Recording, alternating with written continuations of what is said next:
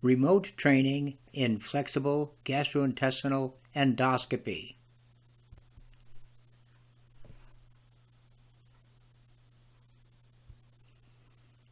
This is the first report of remote training in flexible gastrointestinal endoscopy. The Zoom platform permits simultaneous transmission of voice and split-screen views of the operator's hands and the scope view. In 2019, Dr. Michael Marin, the chairman of surgery at Mount Sinai in New York, built a unique surgical facility in a small Ugandan community called Kiabirwa. There are no paved roads. The houses have neither running water nor sewers. Dr. Marin's vision is to bring modern surgery to an area where no surgical capability was available. This center is completely self-contained, powered by solar panels with its own water purification and waste disposal systems. Dr. Marin asked me to travel to Uganda to teach endoscopy. In February 2020, I went to Uganda to teach a week of endoscopy camp.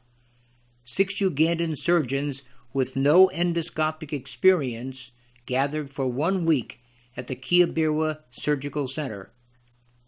Olympus loaned a complete endoscopy tower with an upper and lower endoscope.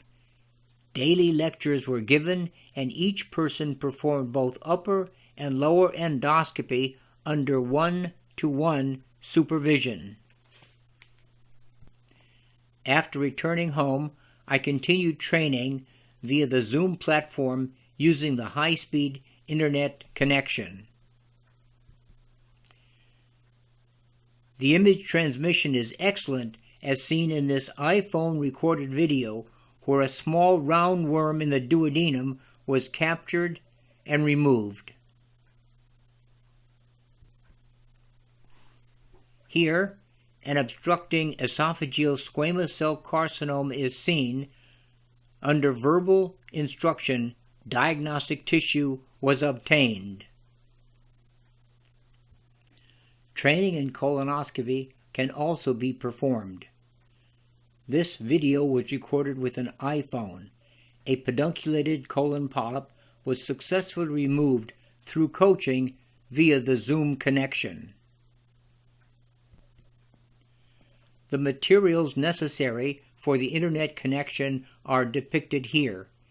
A laptop with a VGA card is connected to the light source via a converter. A camera to show the operator's hands and the Zoom connection are provided by the Logitech Rally system. A lapel microphone transmits voice. The trainer only requires a computer with an internet connection. The entire cost of the apparatus to connect to the internet from the facility is less than $4,000.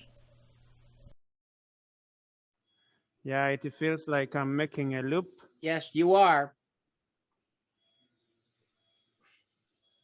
But sometimes you have to make a loop to keep going. If it looks like it's too much of a loop, we have to pull back again and straighten out the scope. But thumb on the big control all the time to keep the lumen in view. Keep pulling back, keep pulling back. Don't be timid about it.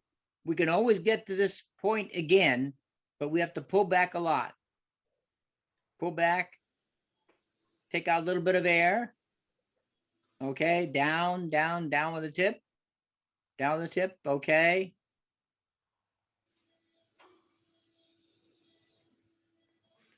So this time I pulled back counterclockwise.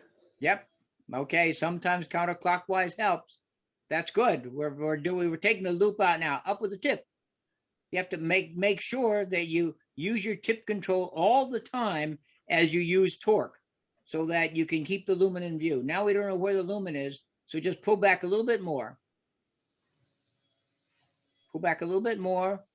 There, okay. Now we know where the lumen is. Yeah. Okay. Advance it in. Very good, very good.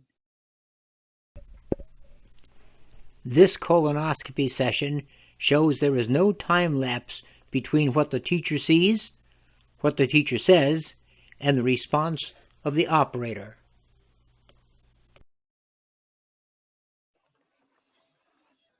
Because some of them almost look like they have what we call a red wheel sign, which is those sort of reddish spots on them, which indicate they are at high risk of rebleeding. So let's spend some time, because we'll start banding distally. So we'll be banding distally down here, which would decompress, which with the goal of decompressing the entire column of varices. And then you hold down your suction. And while you're holding on your suction, never let it go. Then you fire one band on it. So, good. Apply suction now. Suction, a lot. Suction, sucked in. Yeah, let's deploy the band. So deploy. So keep the suction down, and then with your right hand, let somebody hold the scope. Deploy. Okay.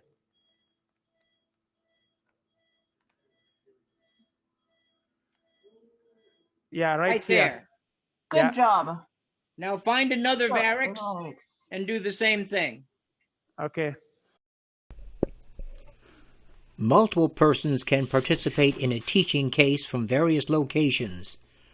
The previous video shows a GI fellow at Mount Sinai, Dr. Yakira David, taking the Ugandan doctor through the setup and actual placement of several bands on esophageal varices.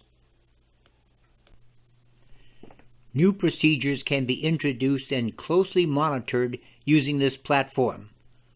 Quality of endoscopy can also be observed. As is the case with endoscopic training wherever it may be, the teacher must set aside dedicated time to devote full attention to the training session. In these days of restricted travel related to COVID-19 and probably beyond, both basic and advanced endoscopic training can continue in a remote environment.